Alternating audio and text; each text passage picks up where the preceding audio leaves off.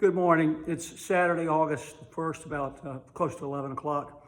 And yesterday, on July 31st, I went down to Duke Cancer Center in Durham, North Carolina. My friend Matt accompanied me down there.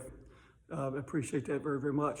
Anyway, I did what was called a mapping procedure to prepare me for the radiation that I'll be undergoing in August 17th of that week, so 5 straight days of that. So over the last almost 3 years, I've done dozens of scans, CTs, MRIs, PET scans. So these have become kind of commonplace to me. But when I go into the CT room where I'll have the scan done, everything looks normal except the platform on which they would lay me down. And I noticed that there's some gadgets there that I hadn't recognized before. So they get me in place and they immobilize my arms behind my head, which is normal, but this is done like immobilize it, my legs, everything. And then they proceed to construct this contraption around me that brought to mind a metal frame that would be used to lift a motor out of an engine, like a miniature version of that. It's being built around my abdomen. And for the next hour and a half, they're compressing this machine, if you will, this device, if you will, down on my abdomen to the point where I can barely bear it. So that's the whole point. I have to be perfectly still. Now, you may think, well, okay, so you got to be perfectly still, big deal. Well, okay.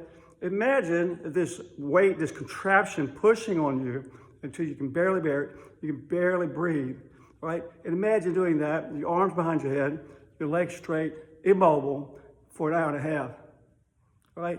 And so by the time it's finished, my arms are asleep, my legs are like in pain, and they're writing all over me these semi-permanent markings that'll be used to build a mold that'll be used that week. So all this is happening, and it's the most wild experience I've had in a long time in my cancer journey. So the reason I share this, maybe I'm risking boring you to death, but the reason I'm sharing this with you is so you'll kind of understand some of the things that cancer patients go through that just people just wouldn't think about. I never would have thought about these things before, and each time I go through something new, I'm always reminded of my previous ignorance of what cancer sufferers go through. So now I'm kind of a veteran at it, and you can even say I'm an expert at it.